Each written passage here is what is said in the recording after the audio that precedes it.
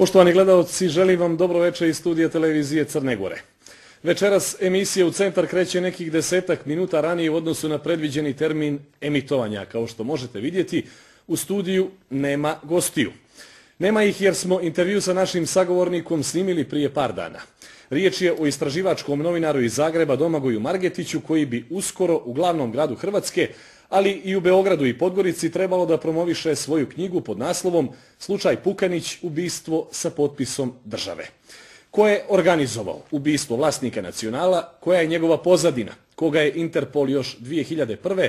označio kao glavnog organizatora šverca cigareta na Balkanu, te navodna umiješanost crnogorskih zvaničnika u taj posao, samo su neka od pitanja kojima se hrvatski istraživački novinar bavi u svojoj knjizi.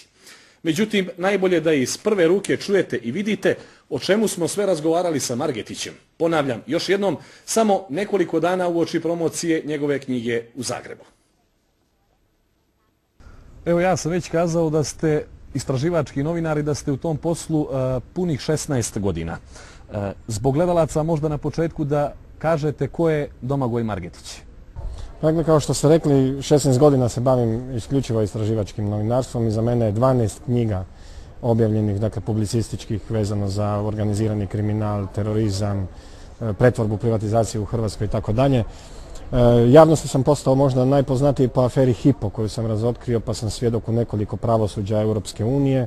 Premijer Sanader je morao odstupiti sa svoje dužnosti zbog mojih otkrića i najnovija optužnica protiv bivšeg premijera Sanadera za aferu Hypo je pisana zapravo na temelju mojih novinarskih istraživanja i na temelju dokumenata koje sam ja otkrio. Osim toga, otkrio sam neke od najvećih korupcijskih afera u Hrvatskoj, u modernijoj Hrvatskoj, aferu sa korupcijom u hrvatskim autocestama, korupcijom u carini, krijumčarenje cigareta tvornice duhana Rovinj, dakle sve. Zbog toga su mnogi ljudi završili u zatvoru.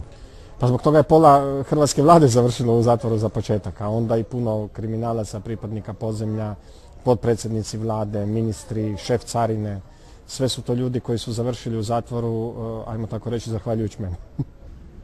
U knjizi koja bi uskoro trebalo da bude predstavljena javnosti pod naslovom Slučaj Pukanić, ubistvo sa potpisom države, otkrivate da je likvidaciju vlasnika Nacionala organizovao albanski kriminalni klan Osmani i da je Hrvatska znala za to ubistvo. Na čemu temeljite svoje tvrdnje? Ove tvrdnje temeljim na strogo povjerljivim dokumentima Sigurnosno-obavještajne agencije i Ministarstva unutarnjih poslova, posebno na jednom dokumentu, to je izvješće operativaca SOA-e, tadašnjem ravnatelju Sigurnosno-obavještajne agencije, danas ministru policije Tomislavu Karamarku, Sigurnosno-obavještajna agencija. Tako. Operativci SOA-e su obavijestili Karamarka u pisanim izvješćem 2006. godine vrlo detaljno da se sprema atentat na Ivu Pukanića, da će Ivo Pukanić biti ubijen i napravili su popis osoba koje sudjeluju u planu i organizaciji tog ubojstva. Tada su identificirali viđenije pripadnike albanskog kriminalnog podzemlja koji su zapravo pripadnici kriminalnog klana Osman. Hoćete da kažete da je ubistvo vlasnika Hrvatskog Nacionala dio nekog šireg konteksta reorganizacije balkanskog podzemlja? Apsolutno. 2001. oni kreću u ekspanziju na Balkanu. Nastaje takozvani plan operacije Dureš. To je bio, dakle, nazvan po albanskoj luci Drač. To je zapravo bio projekt potpunog preusmjeravanja krijumčarskih trasa na Balkanu i reorganizacije balkanskog kriminalnog podzemlja. Odnosno, Osmanijevi su krenuli u objedinjavanje kriminalnih klanova, organizacija i grupa i stavljanje tih kriminalnih organizacija i grupa na Balkanu pod svoju kontrolu. Nisu to mogli učiniti u potpunosti. U Srbiji su im smetali određeni kriminalni klanovi, jednako tako su im smetale određene strukture u podzemlju u Crnoj Gori i oni su, što se dogodilo? Ubojstvom Pukanića ubili ste nekoliko muha jednim udarcem. S jedne strane, ubojstvo Pukanića je napakirano dakle, nekim pripadnicima kriminalnog podzemlja u Srbiji. S druge strane je napakirano nekim ljudima u Crnoj Gori i vi ste uspjeli i Osmanijevi su tako uspjeli eliminirati svoju konkurenciju u Srbiji u cijelosti. Njihova konkurencija je u zatvoru. ako sam vas dobro razumio, pri pisanju knjige koristili ste izvore iz hrvatskog MUP-a i bezbjednosno obavještajne agencije Hrvatske. Najveći dio temeljite na strogo povjerljivim dokumentima upravo Hrvatske obavještajne službe. Kako je uopšte moguće da jedan istraživački novinar dođe do tako ozbiljnih informacija? Otkuda baš vama pristup tim informacijama? U ovom slučaju meni su dokumente dostavili visoko pozicionirani djelatnici sigurnosno-obavještajne agencije koji su bili razočarani montiranjem slučaja Pukanić, dakle montiranjem službene verzije slučaja Pukanić. Bili su frustrirani činjenicom da je Ministarstvo unutarnjih poslova i Središnji ured sigurnosno-obavještajne agencije da su u potpunosti ignorirali saznanja, operativna saznanja i podatke koje su operativci SOA-e prikupili o slučaju Pukanić i naprosto htjeli su da ona saznanja koja su oni imali o slučaju Pukanić, o ubojstvu Ive Pukanića, dođu do javnosti. U tom trenutku su imali najviše povjerenja u mene da ću te dokumente objaviti, da ću te podatke objaviti. Nitko u Hrvatskoj u tom trenutku ne bi objavio te dokumente. To možete biti uvjereni. Oni su došli do mene, ja sam provjerio vjerodostojnost tih dokumenata nakon što sam utvrdio da su ti dokumenti vjerodostojni. Kasnije je to vjerodostojnost tih dokumenata potvrđena i na sudu. Ja sam te dokumente objavio.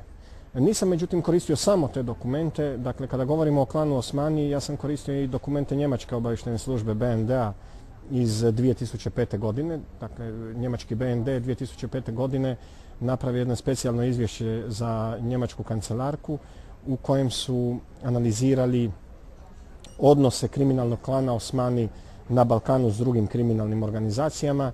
Napravili su jednu široku analizu tko su sve pripadnici kriminalnog klana Osmani na Balkanu s posebnim osvrtom tko su sve pripadnici kriminalnog klana Osmani u političkim strukturama Kosova. Taj dokument sam ja dobio neposredno nakon što je on napravljen, negdje krajem 2005. godine i u pisanju ove knjige sam koristio i taj dokument BND. Dakle, vi tvrdite dvije stvari. Da je za ubistvo Pukanića vlast u Hrvatskoj znala i da je ubistvo organizovao klan Osmani.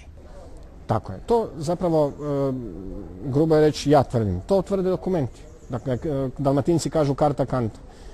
Imamo dokument iz 2006. godine, dakle imamo to specijalno izvješće Sigurnosno-obavještajne agencije iz 2006. godine iz kojeg je potpuno jasno da je vlast 2 godine prije Pukanićevog ubojstva znala da će Pukanić biti ubijen, tko je naručio ubojstvo, tko organizira ubojstvo, tko je zadužen za logistiku, dakle za pružanje logističke potpore kod izvršenja ubojstva i vlast je znala dakle da su u organizaciji i planu atentata pripadnici kriminalnog klana Osmani.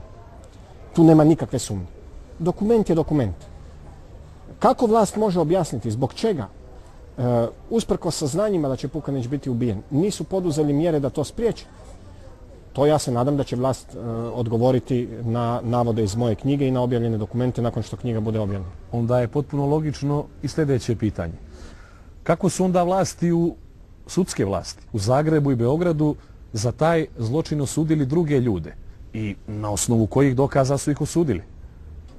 Srbija je kompletan postupak u slučaju Pukanić vodila na temelju informacija koje im je dostavljao Hrvatski MUP, odnosno Hrvatsko ministarstvo unutarnjih poslova, odnosno Hrvatsko državno tužiteljstvo, državno odvjetništvo. S druge strane, hrvatske vlasti su očito imale vitalni interes sakriti stvarne naručitelje, organizatore i izvršitelje ubojstva. Zašto? Zbog čega? Pa zbog toga što, kako kaže naslov moje knjige, iza Pukanićevog ubojstva stoji država. Dakle, prvo, država je znala da će Pukanić biti ubijen.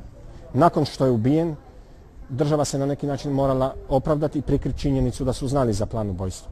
S druge strane, nesporno je da su u Pukanićevom ubojstvu sudjelovale strukture, s jedne strane strukture u vlasti, s druge strane kriminalni klan Osmani, koji je bio vrlo blizak i danas je blizak mnogim ljudima u vlasti, ministru policije, tada još uvijek i predsjedniku Republike, bivšem predsjedniku Republike Stjepanu Mesiću, da ne bi bilo zabune,